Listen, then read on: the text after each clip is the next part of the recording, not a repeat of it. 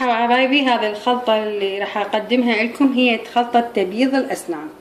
وإيش راح نستخدم بيها؟ عندي هنا ليمون حامض اللي هو عصرة ليمونة كاملة، بس انا راح اشوفكم المقدار اللي نحتاجه. هنا راح احتاج، هنا انا قلت لكم احنا نحتاج ليمون حامض، وهنا نحتاج بيكربونات الصودا اللي نستخدمها بالخبز. بس صدقوني الاستعمال كلش شاسع من اول يوم. هسه راح نستخدم هنا ملعقة كوب السوداء، وراح اخلي عليها ملعقتين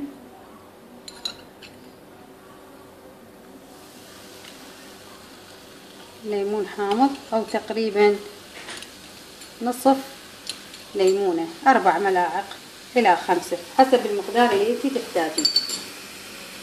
هي اذا تشوفوها بهاي الفوران اللي تشوفوه عادي هي تنفش ترجع تثبت، بس انتي شو تسوين؟ تخلطيها بهذا الشكل بالفرشاة المعجون اللي انتي تستخدميها لاسنانك حسب اللي انتي ترديه. مو شرط تتحكمين بهذه اللي انا اصور بيها، انتي فرشات اللي موجودة عندك ناعمة خشنة حسب الاستخدام اللي تستخدميه.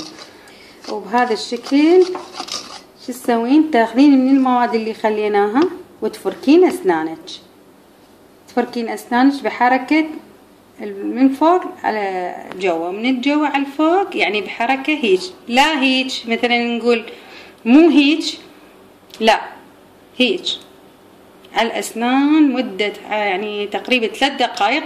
وقتي العداد ال3 دقائق، 3 دقائق فرك اسنانك وغسليها وشوفين الفرق انتي من اول استخدام. استخدميها يوميا مدة 15 يوم الى 10 ايام، منا لحد نقول للعيد تشوفين فرق كلش كبير. وان شاء الله تجربوها وتعجبكم وتنال رضاكم. وهاي طبعا الخلطات دائما نستخدمها للعرايس، نستخدمها مدة شهر. صدقوني اذا تروح الدكتور اسنان مستحيل يطلع لها هيجي بياض. والف الف عافية ان شاء الله.